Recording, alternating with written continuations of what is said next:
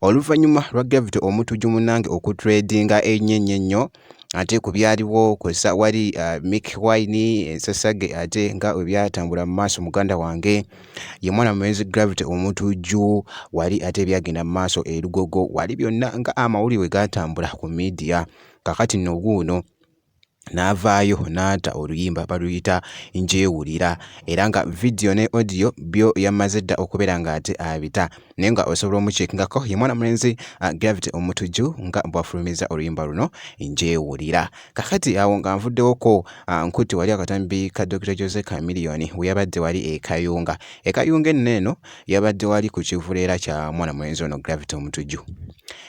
Ku concert ya Gravity Omutujju embaga ya Ismana Amina wali wonna ate kyatambulidde ddala bulungi nnyo era nga bw'olabaawo. Kakati kansuke nkuweeko katono ate mmale nkuze.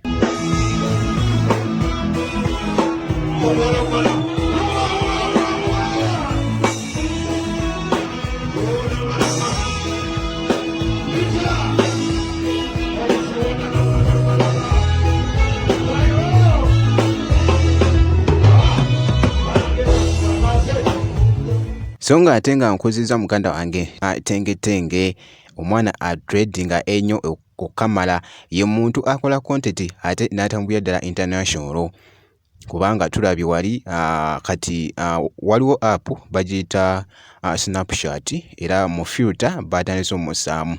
Kakati nno kino kiraga nti nno mwana mulenzi ono tengetenge ate yeeyongedde okubeera nga ate mwatiikirivu ennyo ate nga agendera ddala international ensi n'ensi zonna zimumanyi okamala kino nno kye bayita TikTok muganda wange gwe alaba Jominati Yugi. Kakati wabaddewo omanyi omwana mulenzi ono yali popular nnyo era nga bwe nkugambye kakati wabaddewo bambi abagamba nti nno nti yafudde mu accident era nga bw'olabaawo agambye nti nno akyaliwo naye abawadde surprise wali mu katambira kaakaawo nga w'omanyi kakati akatambi kano ngenda kubeera nga nkakulekera bambi era osooka owulire ku mwana mulenzi ono tengetenge ate mbwayogera wali wonna nja kuba nkomawo mu maaso awo kankakulekere.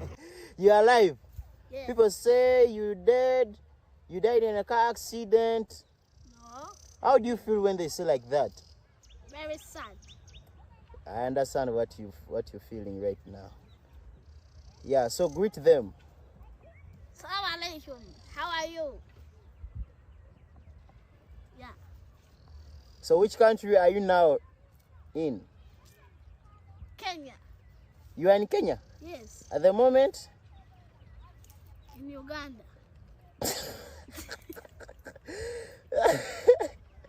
You are in Uganda right now. No, I'm in Kenya. Also, I'm in Uganda.